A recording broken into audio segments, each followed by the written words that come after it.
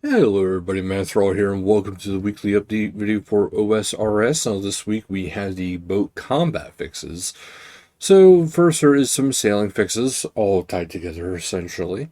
Cannons have been rebalanced, they shoot slower but hit harder. Also, before I get into that, there is one hotfix, which is a known issue. So players have reported that great white shark looting appears to be broken. While this is intentional behavior to prevent them from being looted across the scenery, they appreciate that. Well, yeah, that they appreciate this hinders gameplay. They'll be changing it within a week to work as it did before. So for now, please use the telegraph spell to loot them, or try to get a bit closer so they don't clip the rocks nearby. So there is going to be a future change to those again. But back into the main part, you can now build two cannons on the same side of your sloop. Added a new facility to retrieve 60% of cannonballs used. Two extra facility slots have been added to the sloop, which can be used for cannons or the ballistic arc tractor. Additional combat using player gear now works the same as sea creatures, or same on sea creatures as it does on land. Sea creatures have had their HP adjusted accordingly. They removed the delay in looting sea creatures. You can now use telegrab to instantly loot a sea monster corpse with no net ammunition. No net animation, sorry. A fire at will mode has been added to the sailing side panel, allowing your crew to hit sea creatures in range automatically, while there is a right click option if you prefer.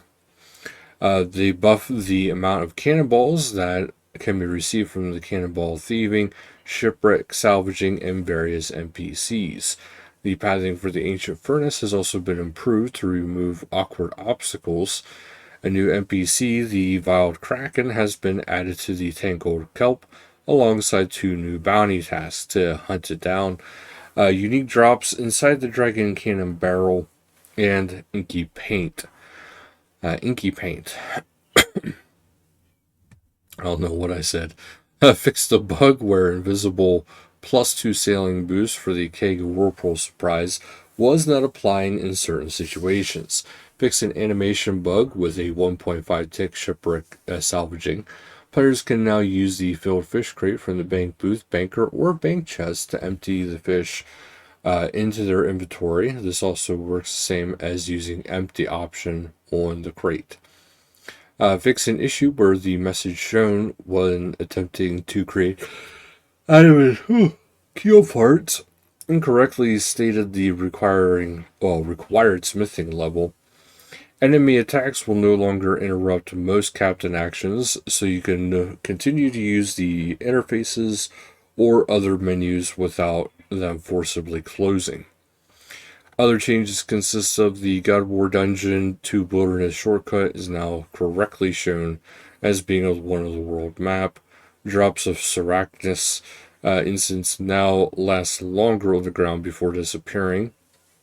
Remove the disable cancel options from the mini menu filtering settings in certain situations. This setting could prevent players from canceling actions such as casting spells, leaving them stuck.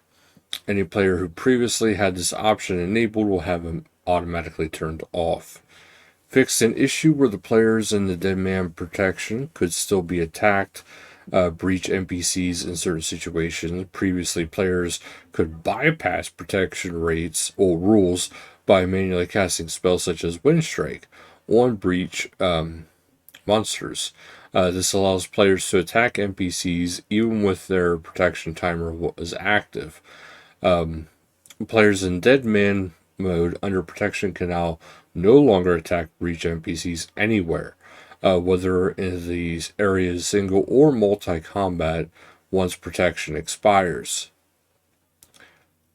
That's weird.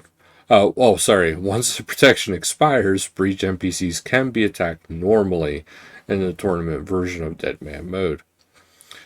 Players under protection will not be able to attack an NPC in multi-way combat, but can in single way.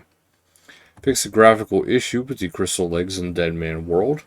A spelling error has been fixed in the new minigame teleport menu, and the alphabetical order of its buttons have been corrected. Fix an issue with the Sinister Offering that was missing the Arceus spellbook when filtering was disabled. Fix an issue where the Wilderness player with house theme, wood, or wear terrain incorrectly blocked the stairwell opening, preventing the dungeon from being visible. Fix an issue where attempting to assemble the dwarf multi-cannon without all the required parts could incorrectly display a message stating that your cannon has decayed and should be reclaimed by or from Lodlodian.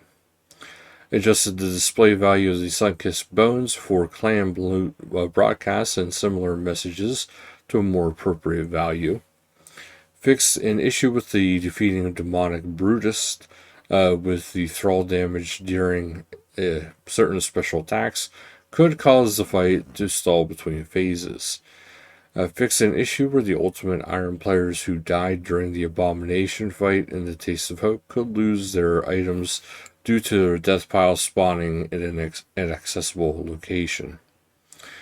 Otherwise, PvP is mid-period beast to 560 UK, PvP 319 US Bounty Hunter, 579 US high-risk PvP, 561 UK free-to-play PvP, 580 US LMS competitive, the 390 AUS LMS competitive, and 569 AUS Bounty Hunter have been deactivated with this rota, and the PvP arena is using the Zerker loadout in ranked Olsen tournaments this week. And that's actually it for this week, guys. So thank you guys so much for watching. And until next time, later, guys.